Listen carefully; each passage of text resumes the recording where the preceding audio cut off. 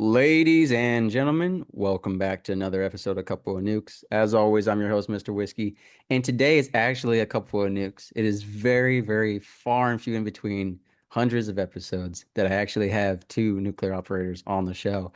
They are just, I don't know, they just disappear. Maybe they don't even exist. I don't know. It's hard to find them, but we're here with one, and I'm super excited to nuke things out today. Just a little bit, not too much, but we'll definitely be touching on that. And then getting into one of the most important parts of your life, milestone really, which is getting your first home, or maybe it's your third home. Or nowadays, I know people who have 32 homes because real estate is huge. So we're going to get into some of the difficulties, some of the hardships, and some of the benefits and secret tricks you maybe did not know. So I'm excited for this conversation.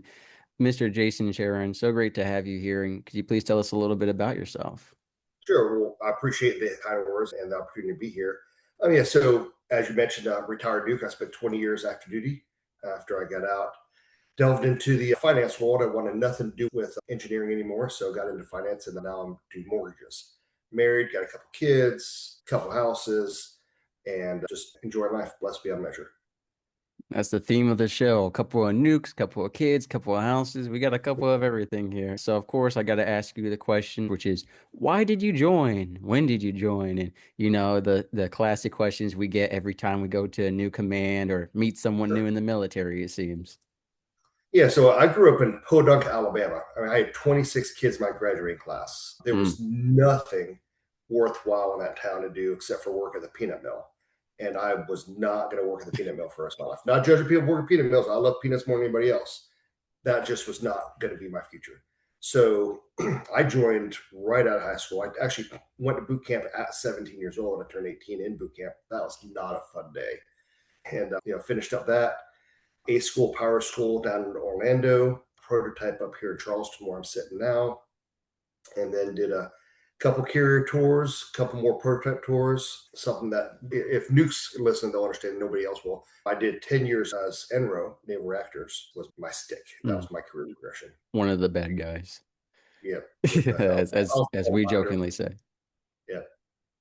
We joke a lot on the podcast about, officers are pencil pushers. Don't call me a sir. I work for a living. Yep. Yep. Yep. Unless you were, as we call it, one of the cool officers, meaning you were formerly enlisted and then you transferred over to be an officer. Then you're one of the cool guys because you know what it's like out in the field. But no, I we have, must not have been too bad because one of the guys that worked for me on Enterprise, so I was the RADCON officer on Enterprise, one of my ELTs now works for me in civilian world, so I must not have been too bad. right. I was going to say, I got along with most of the officers. It's like any one of the rates or ranks. You have someone who's going to be a terrible person in that position and someone who's not.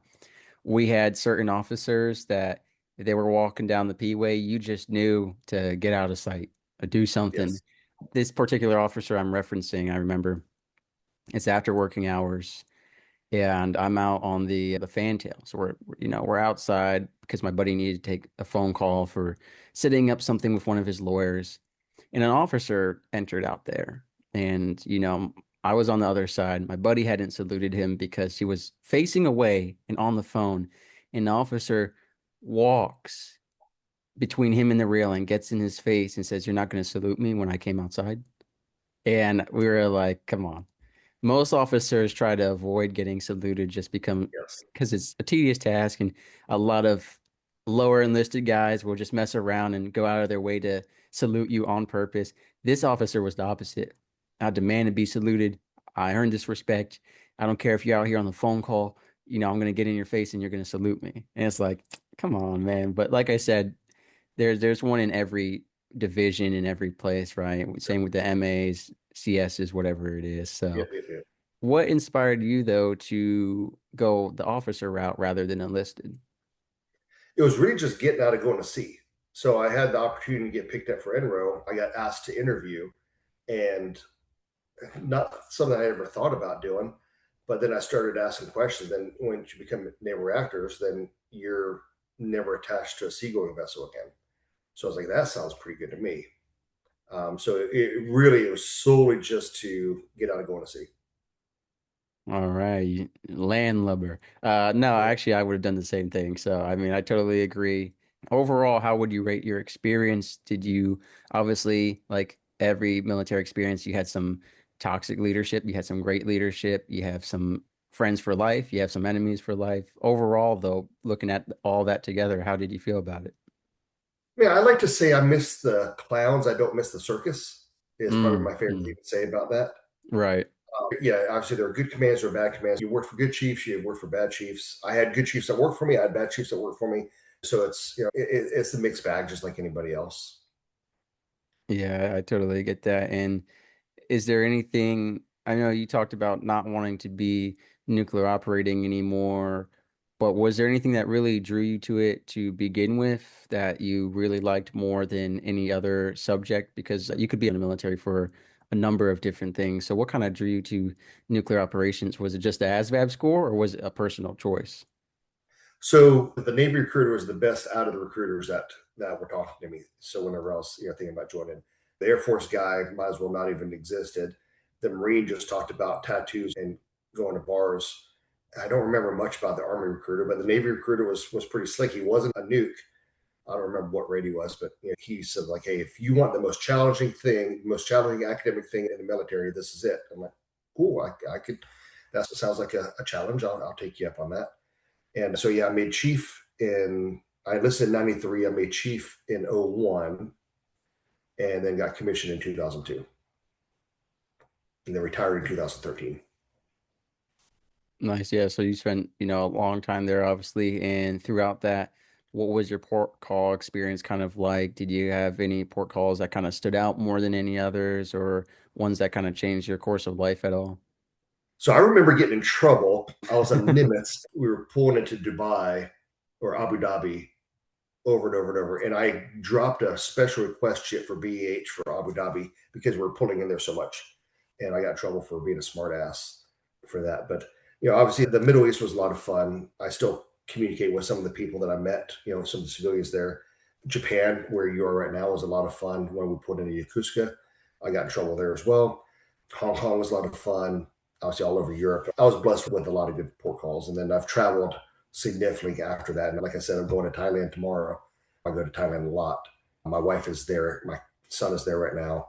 We own two hotels in Thailand. So a couple, talking about couples, I own two hotels in Phuket, Thailand. Wow, yeah. So basically, for any civilians listening, your joke is that you basically told the military, "Hey, I'd like to get a place to live because we're stopping at this port call so much." Correct? Is Yes. essentially that. Right. That's funny, actually. In my opinion, you can never have too many port calls. I mean, it's nice to have a little diversity among them, but the more the merrier. I think now, I don't know if it existed when you came here to Yokosuka, but they have a nuke bar for just the nuclear operators that is all Oh, nuke wow. themed. Yeah, I haven't been to it because I don't want to see any of those people, but I might stop by and take a look. But there's a whole I, area. I had an idea about opening a nuke bar here just outside the weapons station in Goose Creek. And I was going to name it 9 DPM just for the fun of it. You And know, me and the buddies talked about that as well. Only we said let's start a speakeasy on the ship inside the reactor compartment.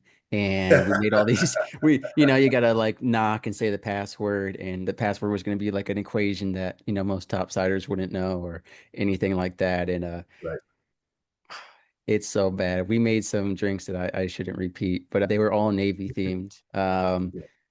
A lot of them maybe are probably confidential jokes, but just different chemical formulas or Sure. radioactive stuff. Like we were Yeah. like, this gotta be something. And one of the things was when I went through, the bar on base was shut down. And so a lot of nukes were pretty bummed out about that. I think it's called the dive bar or something right now. And yeah, so since there was no bar, everyone just went to the Waffle House right off of base on the tracks there. And the waitress got asked out 20 times a week, you know.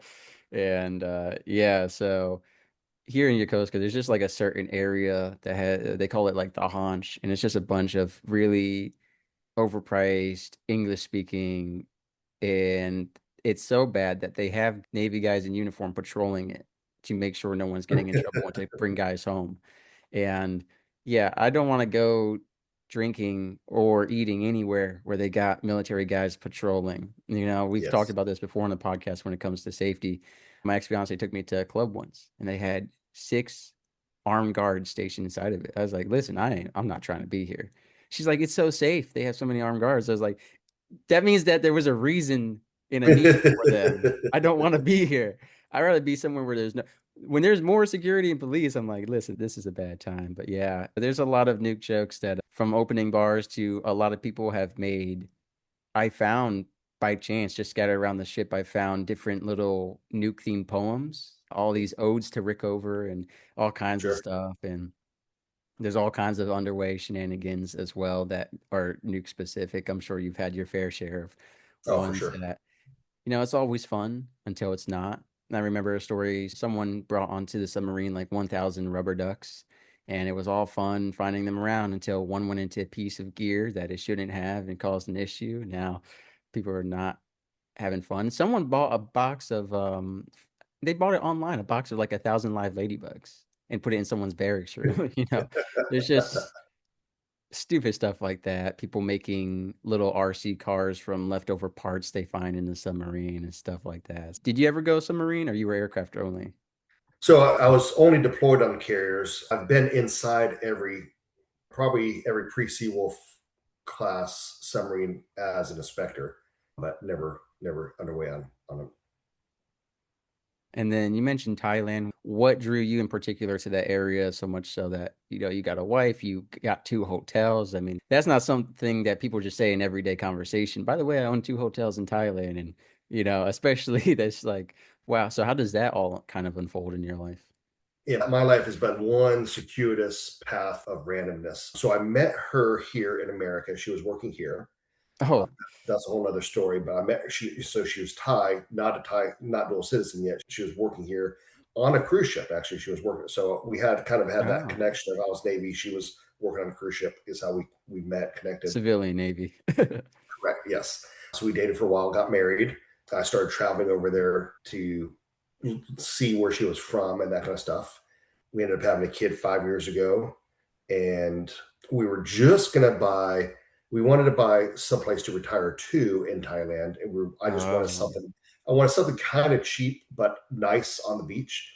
I mean, that's what everybody wants, right? So one of her friends knew that we were looking for some beachfront property there and came across this hotel, 40 rooms. And this is in Phuket, which is an island down in the south of Thailand. And said, hey, I know you're looking for beachfront. This is a beachfront, but this is a really good deal on this hotel. You might be interested in. And it was one of those deals that's too good to be true, too good to be true. Could not pass it up. So sold a bunch of stuff here, sold two condos, had two restaurants at the time, sold two restaurants, sold a really nice exotic vehicle, and used all that to pay cash for a 40-room hotel in Phuket. Started running that. And after about a year, we're like, man, this is going really good. We should buy another one. So we started looking, and my wife found another one that was completely abandoned. So we spent a couple years getting that thing fixed up and operating. It's operating now, and it's only like 2 miles away from the first hotel, very close. But that's 60 rooms, rooftop bar, restaurant, that kind of stuff. So it's fun. wow. So it's just like accidental hotel ownership. Looking for a Yes. retirement property. Oh, here's a hotel for sale. Well, Yeah. Here's. there's a bed, there's a sink, there's a bathroom. I mean, it'll work. Yep. And then, of course, all the money you make with that as well. It's actually a better retirement deal than just getting a place for yourself, to be honest. So, So I do that, feel comfortable. Like I'm an old guy. I'm 50. I've got some years left, but not too many. And I feel comfortable that hey, if I kick the bucket tomorrow, my wife and kid have a place to stay. yeah, That's paid off, a way to make money, without me. So it's a good feeling. I hope those hotels offer military discount. I'm gonna You call can you stay out if for they free. don't. Yeah, come out here. You can stay for free. Thank you. But yeah, I think that's amazing. I guess it was ironic because I definitely assumed, actually, I joked on stage. So my recent stand-up comedy performance was talking about how if you see a white guy with an Asian woman, he's military. That's his military ID, right? I joke about that because a lot of military guys end up with Asian women. Sure. And one of the jokes I made was my fiance is from Florida, but she's Filipina, and everyone always assumes that I picked her up at a port call in the Philippines. Yep. And I'm now the own stereotype that I joked about because I assumed that your wife was from Thailand and you picked her Yeah. up at a port call. So I'm just kind of laughing at the irony of you're like, no, I met her in the States. And I had two guys come up to me. One of them met a Filipina before the Navy, and one of them met afterward. But everyone just assumed that they met them while in the service because it's a frequent occurrence. And about the cruise ship thing, what's funny is I jokingly called my friends who stayed in, they re-enlisted and stuff. And they were going out on deployment. And I called them, I said, hey, I actually got a deployment too. And they're like, but you got out. And I was like, I know. It's called Carnival Cruise. It's a huge ship. It's not nuclear side. I'm gonna have to use my electrical skills from the electrical side, to help operate it. But yeah, we're going on this deployment to Mexico, and it's just a week long. It's like a mock trials. It's like fast trials, sea trials. We're just going out doing some maneuvers and coming back, and they're just steaming mad because they had just come back from like a 9 month deployment, and then they were getting called back out again. And I was like, I'm going on one too, guys. I'm there with you. And yeah, it's Carnival Nice. Cruise Line, USS Carnival. But yeah, Yeah, so that's you funny. can actually make that joke about my wife that she picked me up at a port call. Well, that's true, right? That's funny. That's funny actually. It's the how the tables turn kind of For situation sure. there. And that's just for me, that's a lot of traveling. I assume it's almost a 20-hour flight, 16-hour flight every time you go to Thailand, or I'm Oh not sure yeah, how it's long the flight forever. is. Yeah, so yeah, I'm like I said, I'm flying out tomorrow. Got a layover in Seattle. I got a layover in Seoul, then a layover in Bangkok in order to get to. With layovers is probably about 30 hours. Wow. That's a lot. But it's plenty of time to do something like maybe write a book. Have you ever thought about doing that or made one? So yes, Shameless plug. before AI, I wrote some books. Now, writing books is different. So in 2019, I wrote VA Mortgages Declassified. So now I own a mortgage company. I got out of engineering, got out of Navy, and that kind of stuff, and wanted to get into something different. Ended up landing in finance and mortgages because I'm a veteran and because I'm the nerdiest nerd you're going to meet in the mortgage industry. I got really smart on VA loans, and I started actually another nuke that actually maybe I'll introduce you to him. Another nuke named Kirk Taylor, who's a retired Master Chief. He writes books on taxes. So he wrote the Quick Cheap Tax Book series, whatever it is. But he wanted me to write a chapter on mortgages for his textbook series. So I did. He said, Jason, this is pretty good. You should write a book. I'm like, no, I'm not a book writer. He's like, no. He goes, Jason, you've already written your book. You just don't know it. I said, what are you talking about, Kirk? Mm. He said, all the emails that you send, you answer the same thing over and over and over, right? I'm like, yeah. He said, that each one of those emails is a chapter. So write down the thing that you said over and over and over. That's a chapter. Something else you said over and over and over. That's a chapter. So I took his advice and wrote VA Mortgages Declassified, and it's how not to get screwed by the lender. So there's all kinds of ways that the banks will get you, screw you in the drive-through. So I wrote a book written by a veteran for veterans to read and understand. It's 30, 50 pages. I don't remember. It's not terribly large. I sell it on Amazon. You can download it from my website. It's just, hey, here's what you need to understand whenever you get a VA loan. If you got a cosigner, I call it, not your typical buddy system. I talk about math and there, talk about how to read a loan estimate, talk about condos, all the different intricacies of getting a VA mortgage. After that, I wrote I Hate Renting, which is more for civilians, first time homebuyer type book. The content really is probably 50% shared between the two, so it's not much different. Then I was like, these real estate agents ask me the same crap over and over and over again. So I wrote a book for real estate agents, what they need to understand about mortgages. I was doing really good as a loan officer, so I wrote the Loan Officer Success Manual. How not to be Christopher Columbus is what the tagline on that. And I joke that Christopher Columbus was probably one of the best salespeople ever. Right. Right, he sold Queen Isabella to fund him and a bunch of people to go sail over the side of the earth. And he went through like 15 different people before Queen Isabella finally agreed to that. And then she signed off where she got hardly any spoils. He and his band, his group, basically had almost all the rights to anything they found, with a little bit of kickbacks to her. But he really sold her. But we don't live in the United States of Columbus. We live in the United States of America. We don't have North Columbus and South Columbus. We have North America, South America. And the reason why is because Columbus failed at follow up. He did not service the account after he sold her, after he sold America. So, America, where they come from, Vespuccio, Amerigo Vespuccio, who after he sailed, he set up sailing routes, he set up sailing schools, he set up map factories, and then branded his name on that, and that's how the New World became, America. But that's kind of what I wrote is, loan officers. Almost anybody here that's used a loan officer to buy a house, or even a real estate agent to buy a house, probably does not get any type of follow up from them. Probably don't even remember the loan officer's name if you've ever bought a house, but you would if the loan officer kept marketing to you after closing. So that's what that book was about. And then my most recent book is Renters Make You Rich, which is based on how do you start getting into investment properties, how do you finance investment properties, that kind of stuff.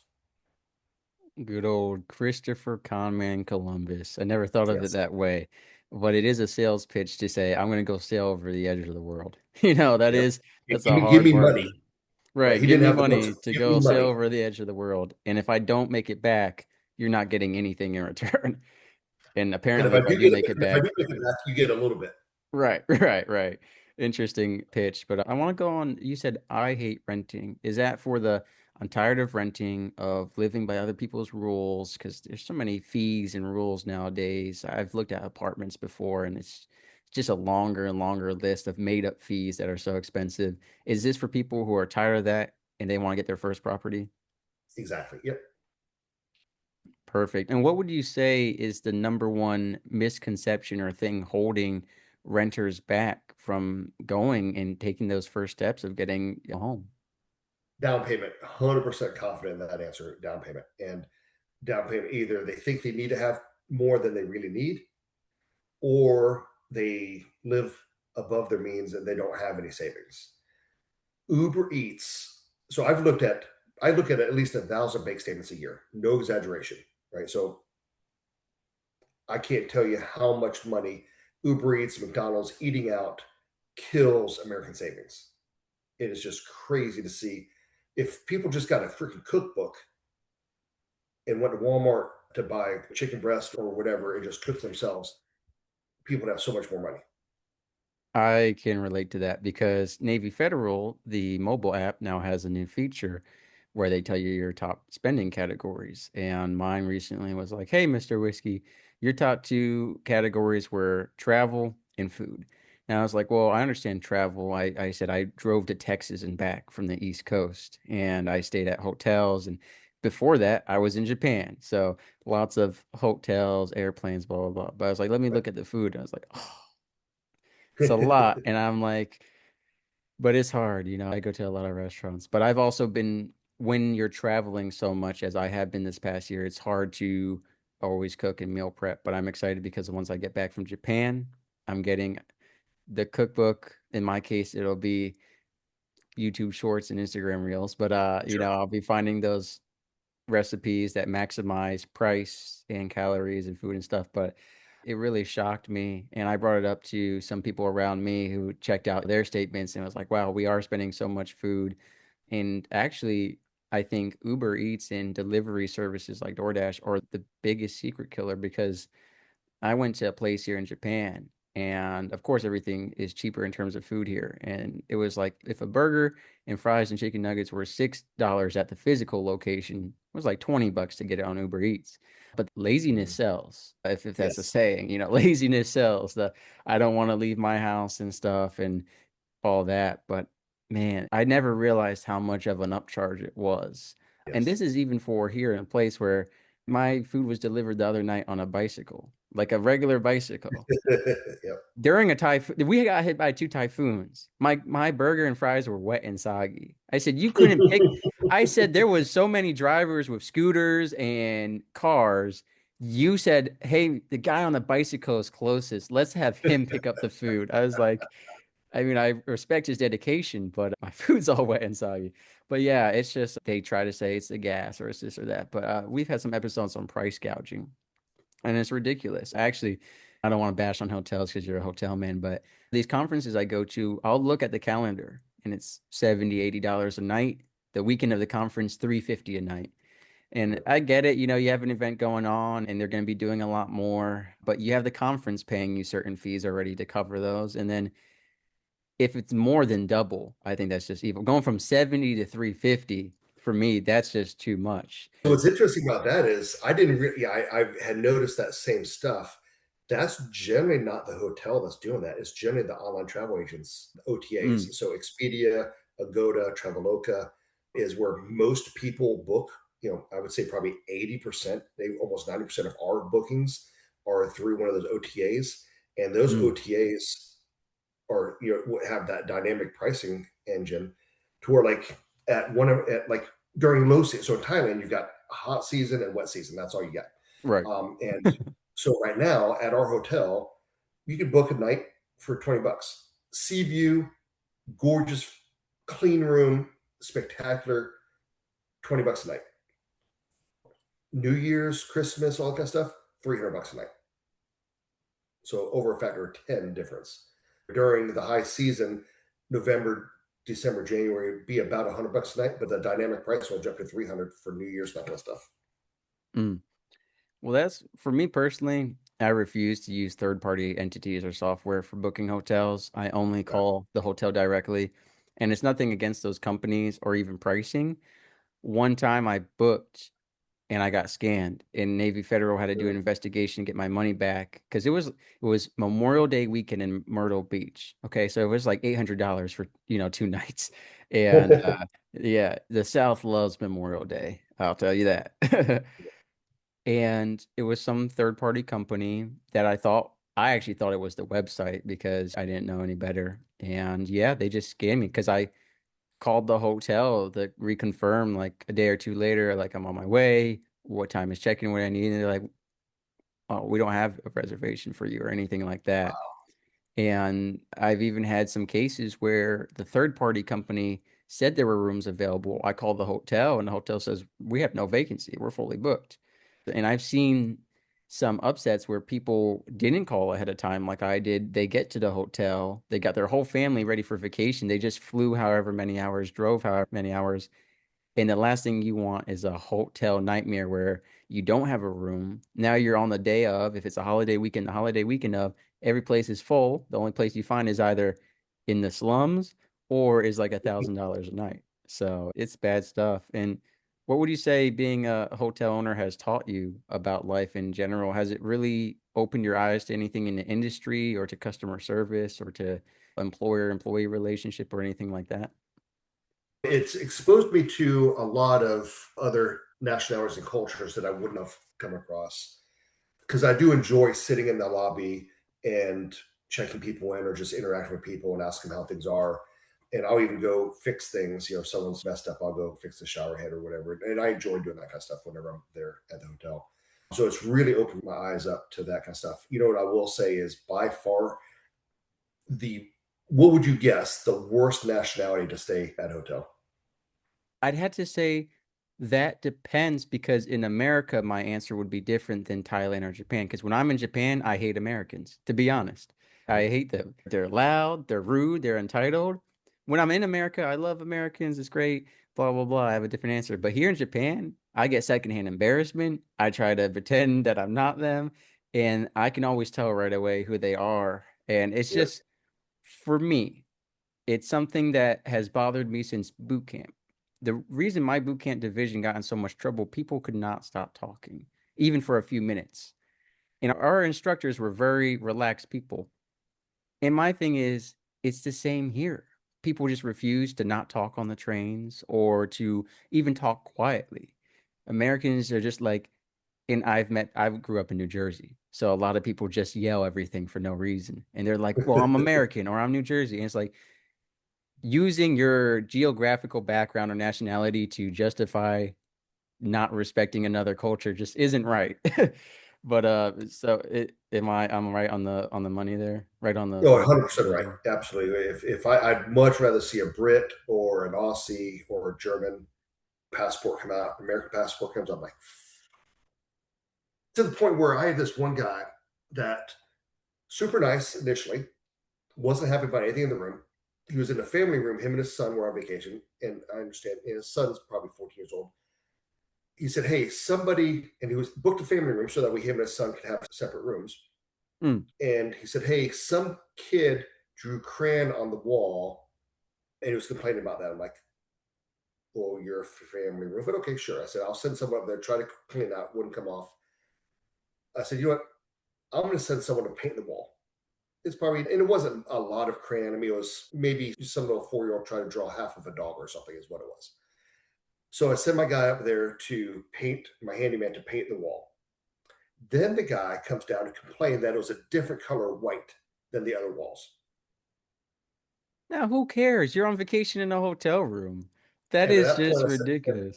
yep. And at that point, I said, sir, it's probably time for you to go find another room. I said, I think we're just not going to live up to your standards. He's like, yeah, that's right. You don't live up to my standards. Get out of here.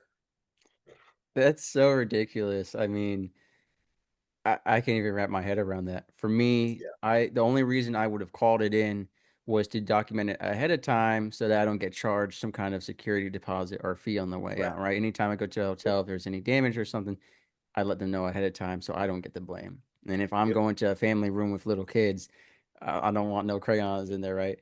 But yeah, well, I mean, who that's just so entitled. I've stayed at some cheap motels and hotels. I'll tell you Mhm. what, I've stayed at ones with stains all over the walls. I really don't care, because, but that's ridiculous. It's not the same color white paint.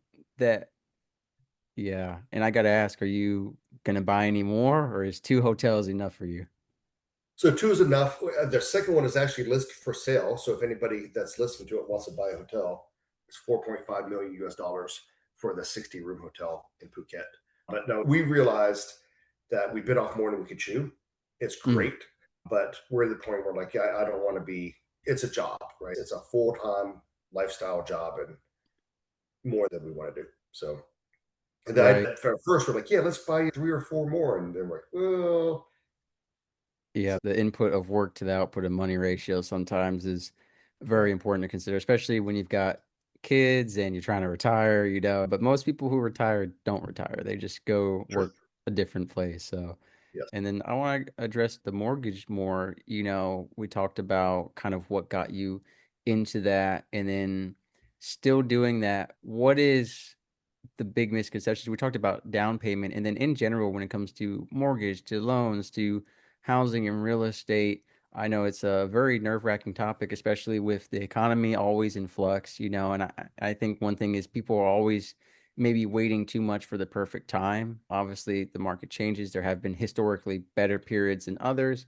but also sometimes people are just waiting forever and never making their opportunity. So, what are some kind of the issues that you see people struggle with the most?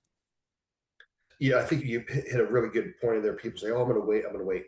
That's a terrible idea. So the first thing I hear is, "Oh, interest rates are too high." And so I ask them, "Okay, well, what's the interest rate on your rent?" Rent's 100% interest, right? You get nothing out of rent. Mm, And then I tell people, like, you're paying a mortgage. You're either paying your mortgage or you're paying landlord's mortgage. One of the two. Do you mm. want to reap the benefits, the appreciation, the tax returns, the depreciating on your taxes, and the equity growth? If you're not doing it, you could do that for somebody else. So I have 6 residential rentals, and then I've got the 2 hotels I mentioned, and I own my office building, and I've got 11 suites in the office building. So I've got all those people that are paying, you know, they could either pay their mortgage or they pay my mortgage. So I'm very happy to let people pay my mortgage for me. But yeah, the whole idea of waiting to buy is just silly. Unless you're in a really, I'm not saying everybody should buy right away because maybe you're just not stable. Right. Maybe you're going to be transferring jobs. Maybe you don't like your job. Maybe you hate the city that you live in. So I'm not saying everybody needs to go buy a house today, but when you are ready to settle down and you find the place that you want to be, absolutely. And there's 2 really good reasons, 2 statistics that I love discussing this, and one's financial, one's family based. So the financial one is the net worth of the average homeowner is 44 times the net worth of the average renter. And I didn't say 44%. I didn't say 4.4 times. 44x the Wow. average net worth of a homeowner versus the average net worth of a renter. That's huge. I mean, that's, if you can go all your life, and not saying you should buy a house, not everybody should, but if you can, it really changes your end of life financial situation. Then the other part, if you're going to have a family, this stat I find fascinating. The average letter grade of a child in school that lives in a house that's owned is one full letter grade higher than the average grades of a kid that lives in a rented home. Wow. So if your kid's a B student and you own a house, he's going to be A student. If your kid's a C student, you own a house, he's going to be a B student. I'm guessing that's based on the stability of the family, that the kid is just more comfortable in school, is able to concentrate, has a spot to do homework at night, probably has some parent help with studying and homework and that kind of stuff, tutoring and that kind of stuff, is what I would venture to say why that is. But I think that both of those things are tremendously positive reasons to go down the journey for homeownership. 100% you're talking about renting is throwing money into a void, or a house is putting money in a safe where you don't have it, but it's there and it's building interest, right? Because if you lost all your money and all you have now are your property assets, well, if you're renting, you have nothing. But if you have a home, Right. worst case scenario, you can, sell it if you have to, whatever it is. But I 100%, I love that comparison of paying 100% interest on renting. You're giving them all your money and you get nothing in return. And Yeah. in addition, you've got all these extra fees and rules. And when it comes to even like HOA organizations, I know some people who are paying as much in HOA fees as some people are paying rent. It's absolutely ridiculous, some of the Yeah. prices we see across America. And I know you've got the books you've mentioned, and then for your company in general, who should really seek you out to get information or to work with you? Who would benefit the most? Yeah. So somebody that's thinking about buying a house, they want that exploratory type conversation, or someone that wants to talk about refinancing it. And loan officers are only licensed per state. I'm only licensed in 10 states. So 80% of your American listeners won't be able to use me. But that doesn't mean that I'm not more than willing to bend over backwards to answer the questions, help them, teach them. And if they want a connection to a loan officer in their state, I'm happy to connect. I've developed a network in all 50 states, and we send people back and forth. And we don't make any money from that referrals. It's actually illegal for a loan officer to make money from a referral. But someone that wants to understand what they need to do to qualify, or wants to talk about numbers about refinancing, give me a holler. Yeah, and then beyond state borders lies your books, obviously, are available anywhere pretty Correct. much, and they can read those to get a bunch of information. Like you said, you tackle a lot of the common questions in that book. And if you want to just, you don't have to answer all of them, right? Because we'll get the book and read it for that. But could you kind of just list out some of the big topics covered in that? Sure. So as far as getting a mortgage, I call it the three C's: character, capacity, collateral. Collateral is the house worth what you're paying for, and is the title warrantable. Character is credit score and credit history. Do you have a high, is your credit past indicative of that you're probably going to pay this loan back? And then the capacity is, do you have a stable job? Do you make enough money to pay for this house and all your other debts? So I kind of go through those different aspects of qualifying in the various chapters. So if Yeah. you get those three things and you don't get qualified for a house, then your loan officer sucks. Right. And then, of course, you understand that if you don't have those things, how you can work on building those or acquiring those to get prepared for home ownership, correct?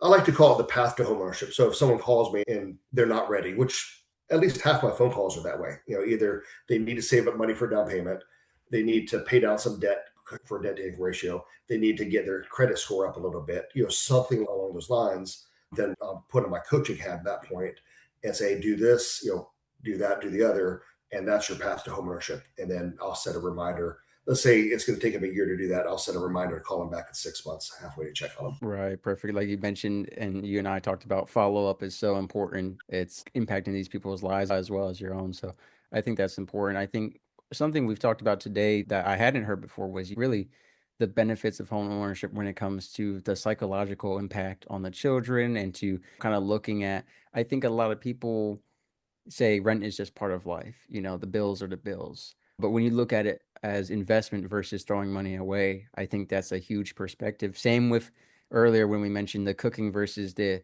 eating out. And it's convenient to just rent a place because you can move or you don't have to deal with certain paperwork and stuff.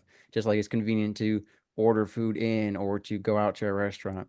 But long term, when you look at the long term stuff, and I think, like I mentioned, I was shocked by how much money I was spending. And then I thought about, okay, well, this was for 2 months. Multiply that throughout the whole year, and then you look at that amount and multiply by however many years you're doing that. That's a lot of money that you're looking at that could have gone towards a house or towards whatever it is that could improve your lifestyle. So I think it's important. I know we see nowadays there are apps to help you track, and there's basically an app for everything, whatever you're trying to do with your budget, whether you're trying to build your credit or save money by eating out less, whatever it is, there's a lot of tools to help you to analyze it, to look at it. You don't have to keep every receipt and count it all up by hand now. So I think it's easier now than ever, and it's more important now than ever in a world where we're constantly bombarded and surrounded by things that are telling us to spend money, to get that instant gratification, to do less and pay more. I think it's important that we stay alert and on top of ourselves and disciplines. And then just again, I want you to share with us those book titles and then your company as well, just so people can reach out to you. We're going to have a website link in the description below and contact information so people can reach out to you, of course. But if you could Yes, share sir. that for us, please. So I've got the easiest phone number in the world.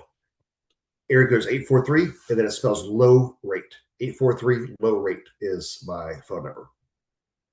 Best phone number ever for a mortgage guy. Website super easy, homeloansinc.com. Again, I couldn't believe that website was available. So all my contact information, links to books are on there. Calling me, scheduling an appointment to talk to me is on there. Applying now is on there. Homeloansinc.com or 843 low rate. Perfect. Well, thank you so much for, sharing this information. I know that a lot of people have concerns about buying a home or financial questions or in general just don't understand stuff about it as they do. I know a lot of military members are also confused about the VA home loan or don't know how to maximize it. And getting answers from the VA themselves can be very difficult sometimes, as we all know as military members. And so I thank you for what you're doing, guesting on the podcast, writing the books, and I hope that this is reaching someone right now and making an impact. So everyone, if you've been waiting on buying a home and you somehow came across this episode randomly in your feed, it might be, your sign or time. So I would take a look at all that. But Mr. Sharon, thank you so much for guesting today. For sure. Absolutely. Honored to be here.